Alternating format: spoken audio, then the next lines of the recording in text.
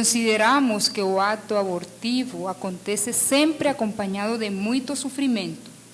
Portanto, não se trata de ser contra ou a favor, mas de examinar as circunstâncias em que o aborto acontece e o que pode ser feito para diminuir o sofrimento de tantas mulheres. Eu acho que a gente teve, nesses anos, quatro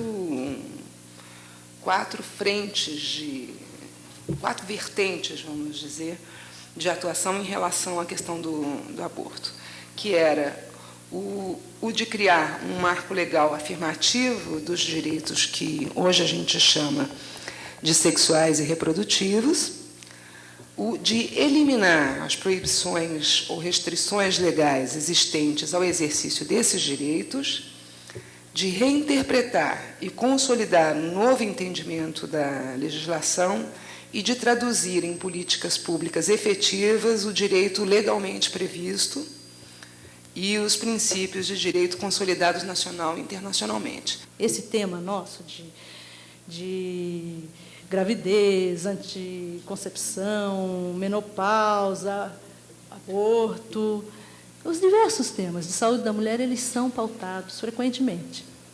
Até existem pesquisas que mostram que esse é um tema de grande interesse, obviamente, do público leitor, senão ele não seria tão pautado. O que acontece também é um número maior de atores políticos e sociais falando sobre o tema. Uma coisa positiva para nós feministas é que nós não somos mais as únicas protagonistas desse debate. Esse debate conta com outros atores. Nós temos juízes, juízas, advogados, advogadas, parlamentares, profissionais de saúde, médicos, médicas, enfermeiras, psicólogas. Temos aí as mulheres feministas, as católicas pelo direito de decidir, mas tem um número maior hoje de protagonistas, de atores políticos sociais discutindo esse tema. Há vários países, da Europa até a África, onde o aborto é legalizado. Países católicos como Espanha e Portugal também conseguiram. Como é que eles conseguiram? É com o argumento da saúde pública? Bom, em Portugal foi com o argumento da saúde pública, inclusive com um apoio massivo de profissionais de saúde, né? Eles, sim, inclusive, ajudaram a encampar campanhas. Então, eu conheço um pouco mais do caso de Portugal, não sei se a Dulce sabe um pouco mais da Espanha, mas, assim, sei que teve um envolvimento forte de profissionais de saúde.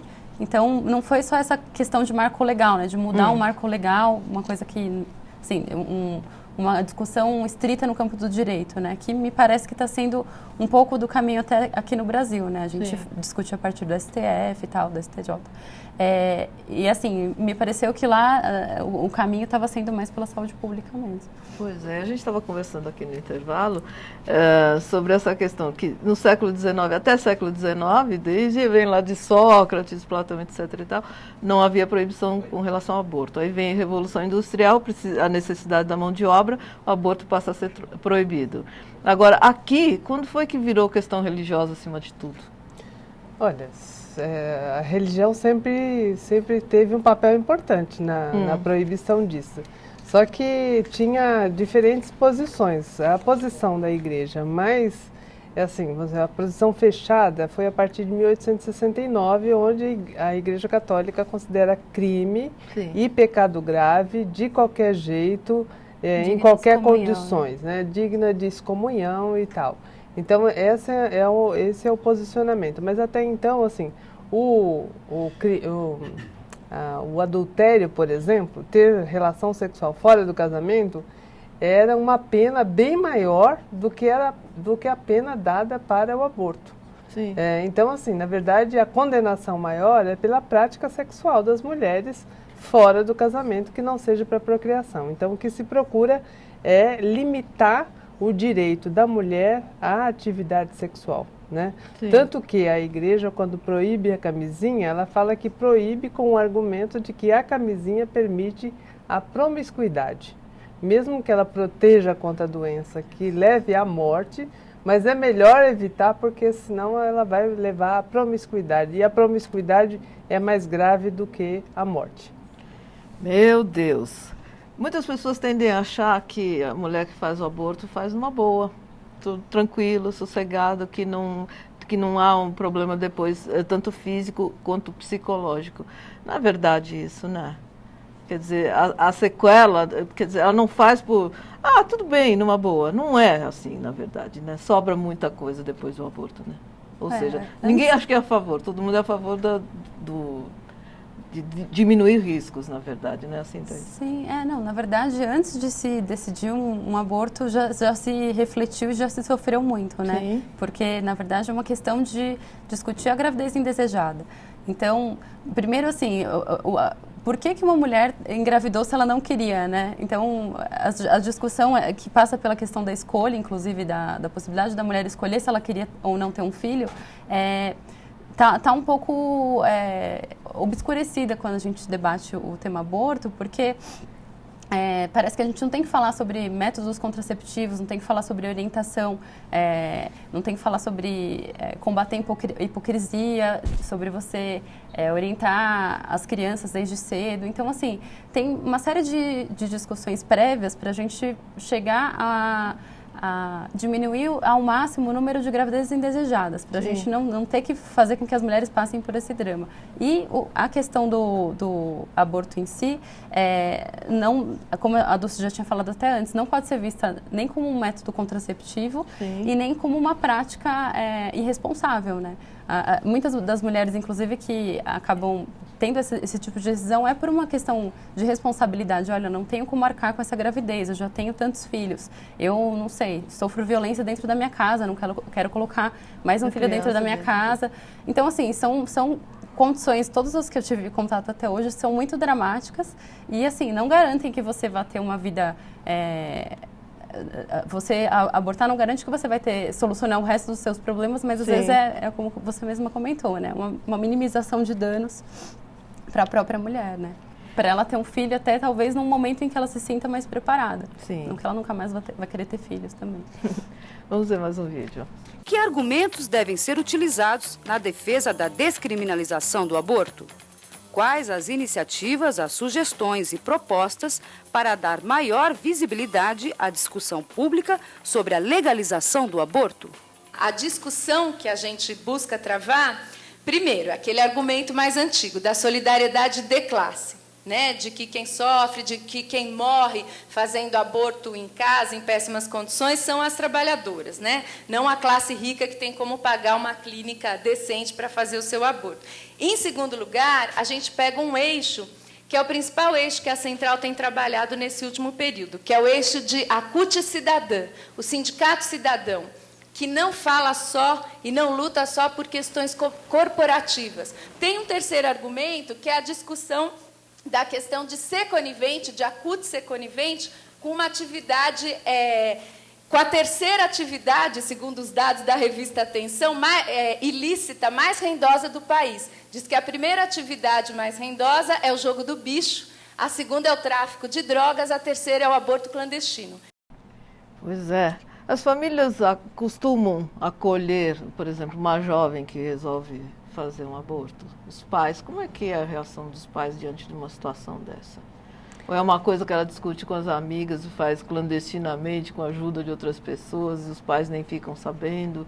Como é que acontece isso? É impressionante porque, assim, eu estava lendo agora que tem uma pesquisa para sair sobre o perfil das mulheres que abortam, e isso vai apontar para mulheres muito jovens. Sim. E as mulheres que morrem de aborto são mulheres jovens e negras, pobres.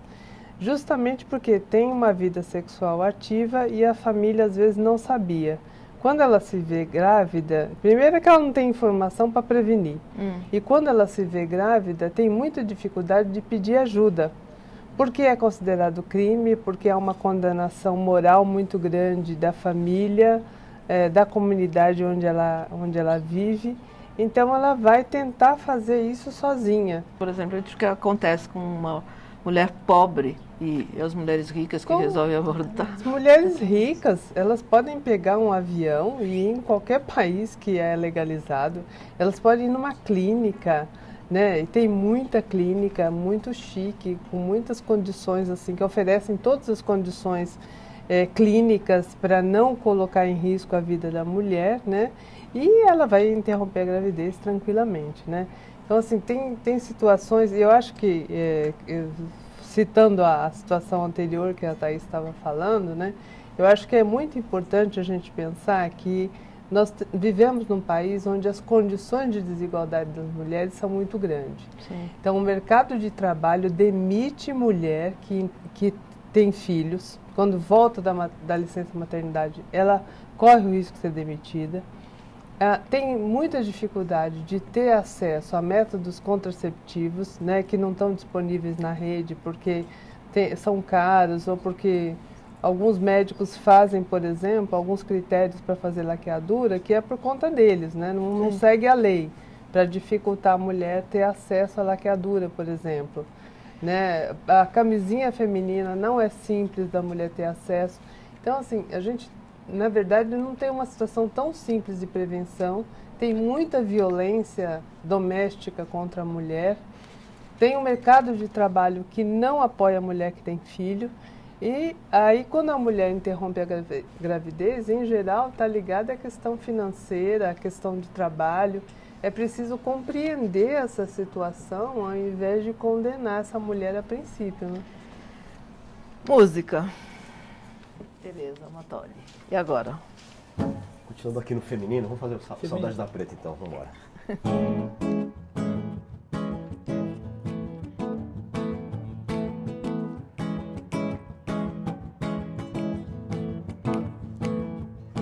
Minha preta, que sufoco, eu já tô ficando louco de saudades. Distância não foi a razão. Não tem jeito, algo não faz mais sentido. Nosso amor é sem defeito e é também sem solução. O que é que eu faço? Que zoeira no pedaço. Meu barraco tá sem dono, abandono no meu coração. Não existe a possibilidade, é nula de eu voltar, é uma loucura eu pensar que nunca mais vou te ter. Vou à luta, quem sabe meu santo escuta e me faça compreender que esquecer vai ser difícil. No final de novo início, amor é sem direção. Que dilema, meu problema é a saudade dessa preta. Letra, música e canção. Nossas vidas por instantes foram uma e num instante que era um, em 1000 pedaços se quebrou. Brincadeira não tá fácil, que estrago, não foi mole, que bagaço. Tua luz, minha redenção. É uma pena, você sabe que o tema da minha música não vai mudar. Eu sei que vou te amar por toda a minha vida.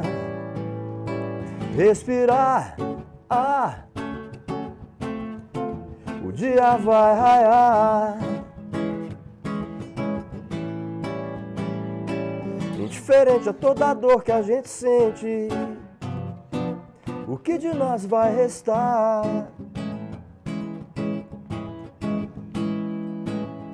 Que saudades dessa preta, que saudades dessa preta, que saudades dessa preta, que saudades dessa preta.